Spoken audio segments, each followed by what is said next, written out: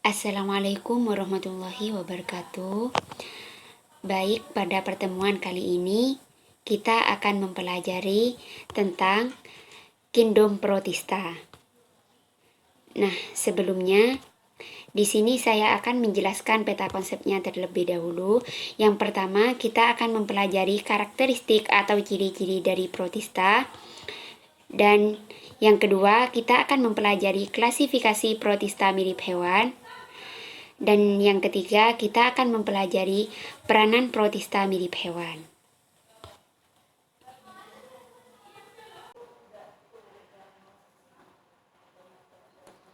Nah, apakah di sini ada yang tahu apa itu protista? Yuk, kita pelajari definisi protista terlebih dahulu. Yang pertama, Kingdom Protista adalah makhluk eukariotik paling sederhana yang bersifat uniseluler atau multiseluler. Uniseluler adalah organisme bersel satu atau tunggal. Multiseluler merupakan organisme yang memiliki beberapa sel dalam tubuhnya. Jadi, Kingdom Protista juga memiliki sifat bersel satu dan juga multiseluler yang memiliki beberapa sel dalam tubuhnya.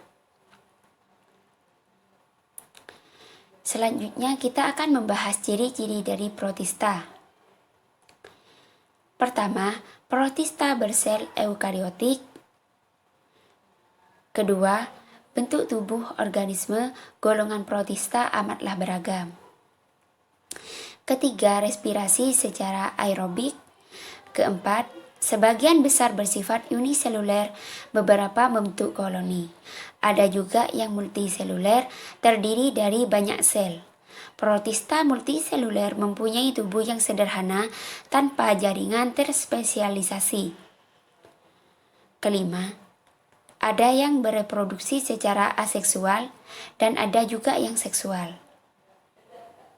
Keenam, sebagian protista hidup bebas tetapi ada juga yang bersimbiosis dengan organisme lain. Dan yang terakhir, kebanyakan hidup di perairan, laut, atau perairan tawar. Selanjutnya yaitu klasifikasi Kingdom Protista. Di sini ada 3. Yang pertama, protista mirip hewan, protista mirip jamur, protista mirip tumbuhan. Nah, pada pembelajaran kali ini kita akan fokus kepada protista mirip hewan.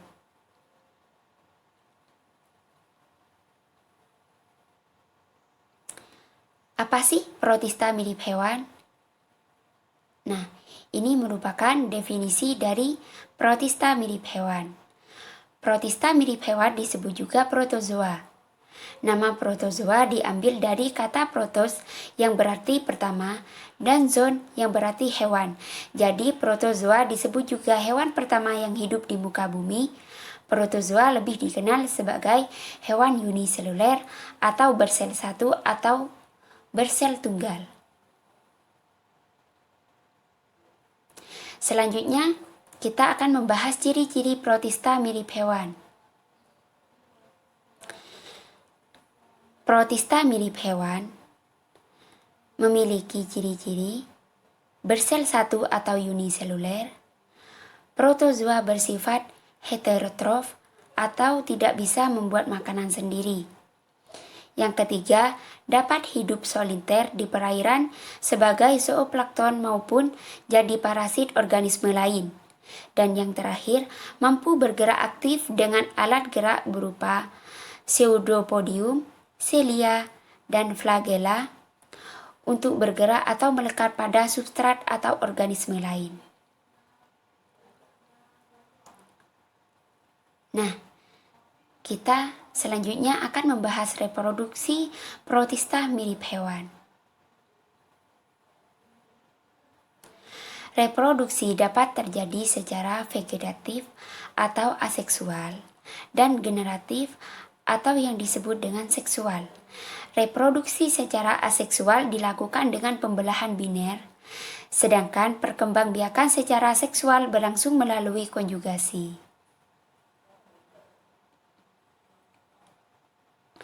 Nah, klasifikasi protozoa.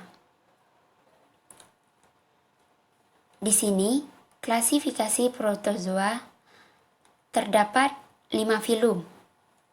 Yang pertama ada Rhizopoda, kedua Ciliata, ketiga Flagellata, keempat Suctoria, kelima Sporozoa.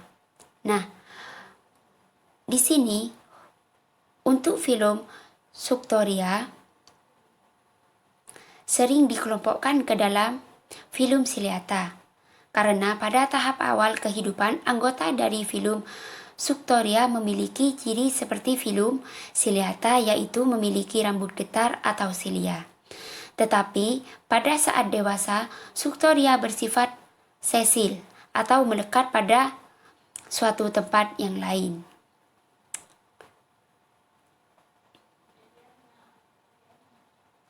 Selanjutnya untuk filum Rhizopoda.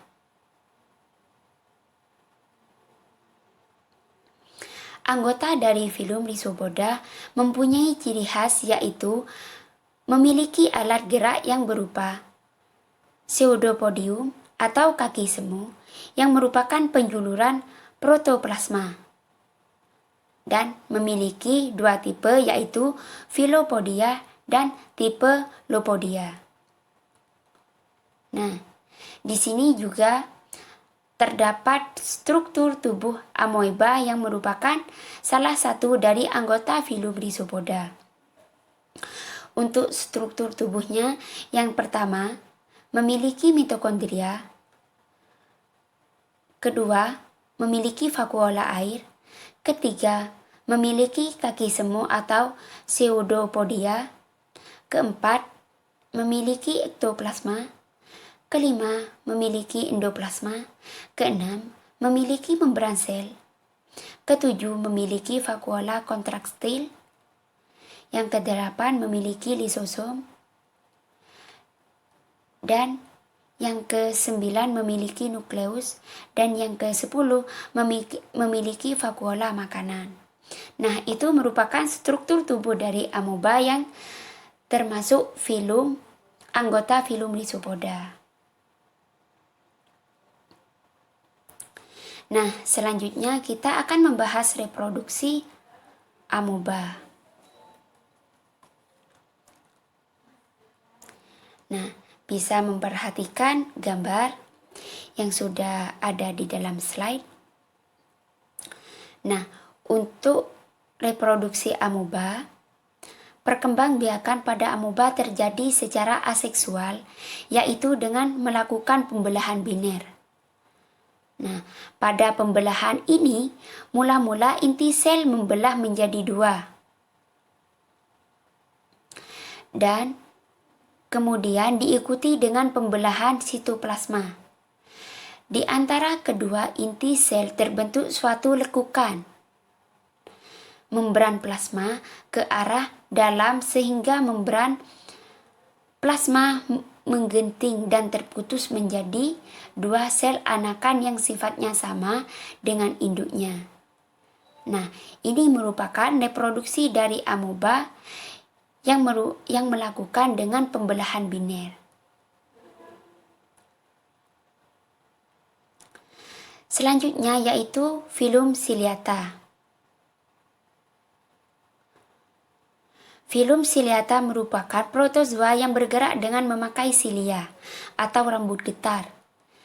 Ciliata disebut juga dengan infusoria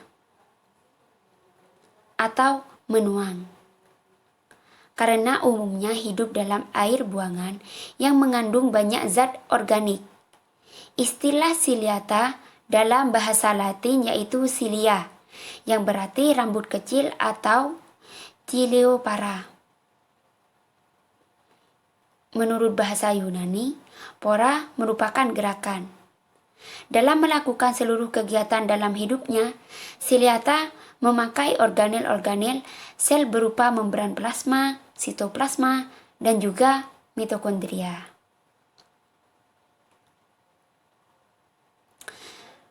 Untuk anggota filum ciliata, di sini ada salah satu contoh untuk anggota filum ciliata yaitu paramecium.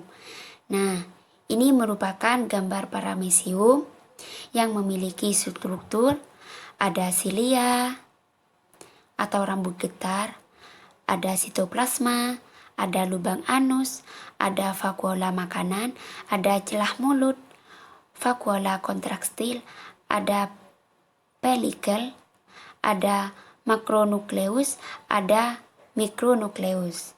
Nah, ini merupakan struktur dari paramecium. Selanjutnya, kita akan membahas filum flagellata.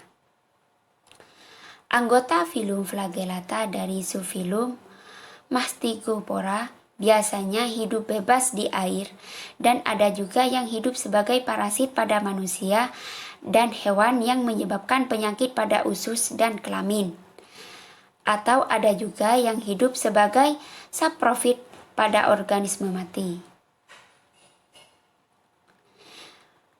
Flagellata memiliki ciri khas yaitu memiliki flagel atau bulu cambuk pada ujung anterior tubuh yang berfungsi sebagai alat gerak, alat indera untuk berenang, untuk mengetahui keadaan lingkungannya, serta berfungsi dalam menimbulkan arus untuk membawa makanan ke mulut.